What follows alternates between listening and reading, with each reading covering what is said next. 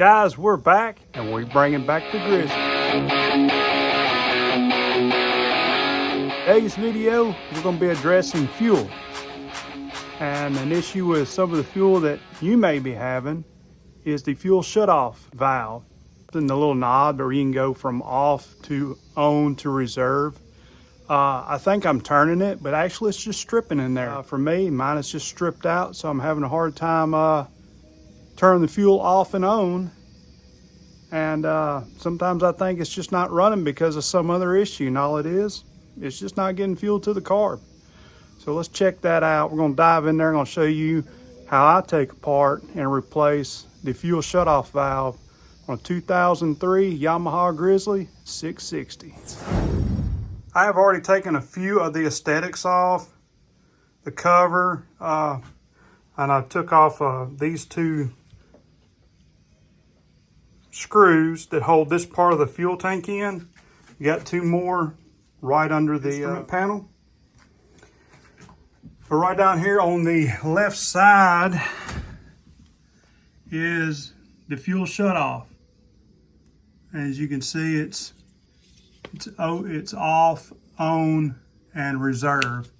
And this is what we're familiar with seeing, is that. So anyway, this right here is pretty much stripped it. And I've been trying to turn it with pliers. It's kind of getting a little boogered up. Over time, it has just rounded off on the inside and no longer turns it. So anyway, I got a new one in the mail, ordered it. I think I got it off Amazon. Mata. M-A-T-I. Anyhow, new parts. So we're going to take this tank off. We're going to get this tank. We're going to get all this off and get this tank unhooked. It's got fuel in it, but hopefully I can just turn it over. The cap's still on it. I don't know how well that's going to work. But maybe take it outside and see if we can't swap it out with actually dumping all the fuel out. So let's get busy. So first of all, you got to take the seat off, which that's a no-brainer. Hopefully you've taken your seat off before to assess the battery, the starter relay, some fuses, whatever. Air box, new filter. So this is what you're normally used to seeing. And these bolts, actually those bolts don't come out. Anyway, you got a clip right there or a screw. And you got one on the other side. You also have in here a clip. So when you get those two clips off over there, you're going to have to come over here and to get your rack off and this cover piece off to get to those that are down there, okay? So it's all process. Your rack, you got a bolt here in the front, you got a bolt here in the front, there's 10 millimeter. You got your two right here going through the fender. Remove them. I can't think of what size those are. Maybe 8 millimeter. Then you have some deep down in here, down in that little pocket. And all it is this cover. So you got to pop these off, these clips. It's just a little clip cover. And that's that 10 millimeter. And once you get them out, you should be able to take that bad boy right off and set it out the way. Then you're left with your cover piece right here. You just got to cut a clip there and a clip there. You pop them off and it should come up and pull forward. As you see, it's got a little clip on the lip and just two clips on the side. It's got some pressure clips along the edge, but that's no biggie. It's just mainly those two clips right there. Now you're able to get to your fuel tank cover. So you can see that clip goes down there and that clip is still in there for some reason. I don't know how it got out. Oh, it broke. That's how. Anyhow, pull your tabs. You know, these things come up. They come up and then you can pull the whole clip out. Just like you got it on your tank right here, you got these two bolts. 1, 2 on the back. You got 2 in the front. 1, 2. You can get you a deep well, get you a long extension, or maybe a wobble joint to come up and around here. But take them two out, and we should be able to pull that tank out. Don't forget to unhook your fuel line, okay?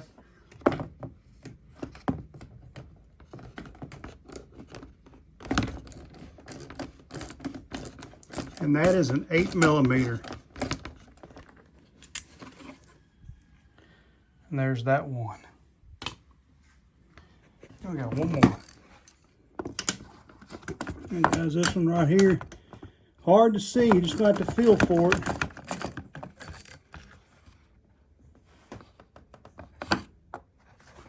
Also, don't forget your fuel sending unit, or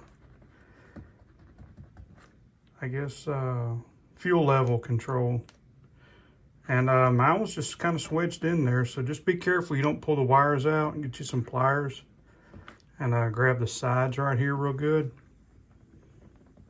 I recommend maybe some pliers. All right, should just come right on out.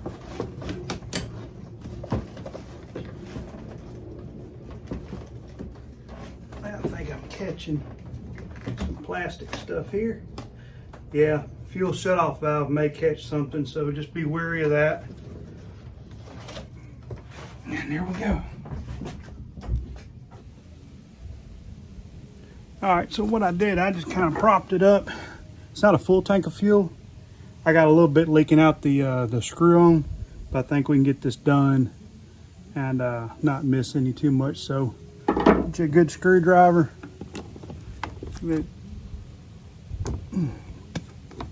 Pop that loose. Next one loose, we're gonna see if we can't take this dude off without making a mess. Yeah, a little bit of fuel coming out. We may lose some fuel, I don't know, I hope not.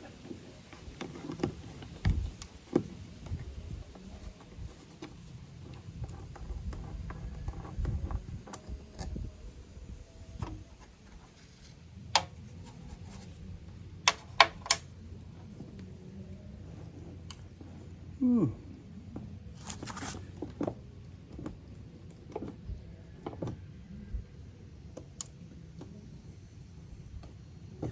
There we go.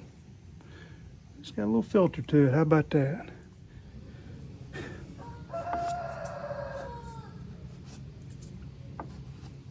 Clean your surface off. If you got a rag, that's handy. If you don't, make do with what you got. Like that.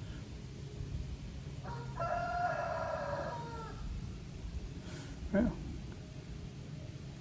same way it went out, same way it goes back in.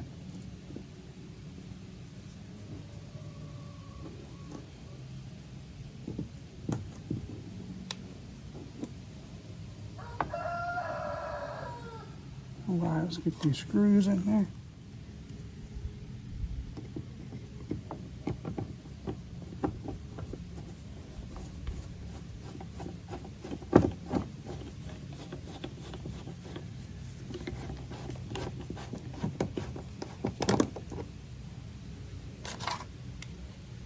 Get your next screw in.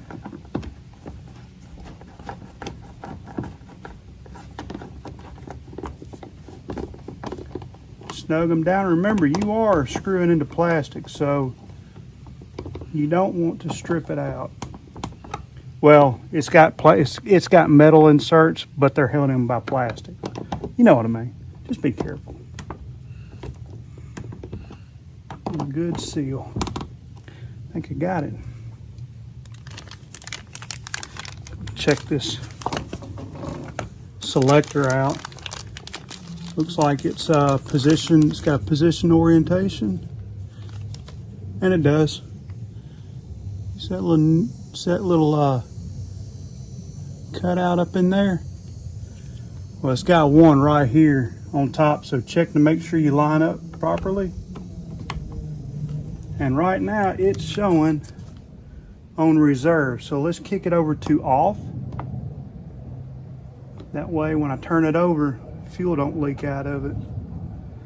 And then we'll attach that on last once we get the tank back in the Grizzly. Same way it came out, same way it's going back in. Hopefully be mindful of your shutoff valve so that way you don't take a chance on wrecking it, bending it and breaking it.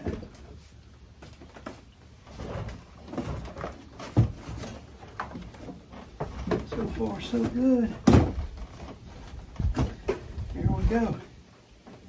Easy peasy, she's in. Gonna bolt this bad boy back down. We're gonna hook up that fuel line out.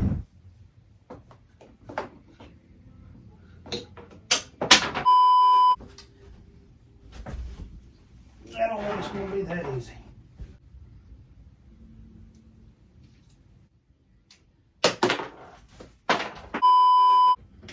Yep. Haha. I found it. Reach right in here and get to this one. No problem.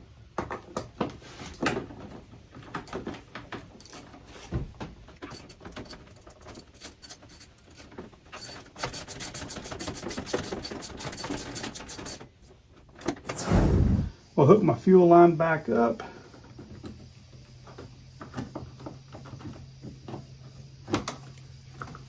So it was in the off position, and that's what we're going to stick it back on.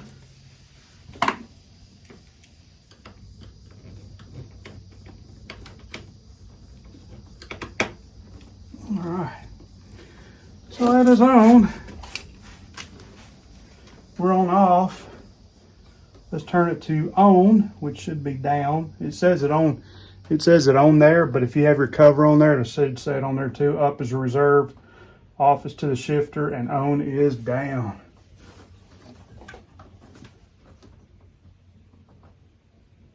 All right, that felt pretty good. Don't know if the battery's good, but we're about to find out. This is a good cold start on a Yamaha Grizzly 660. Hopefully the battery's good. We'll see.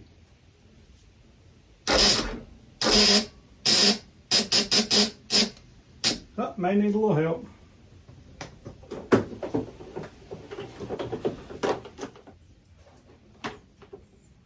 All right, here we go again. We're going to try this again. Cold start Yamaha Grizzly 660.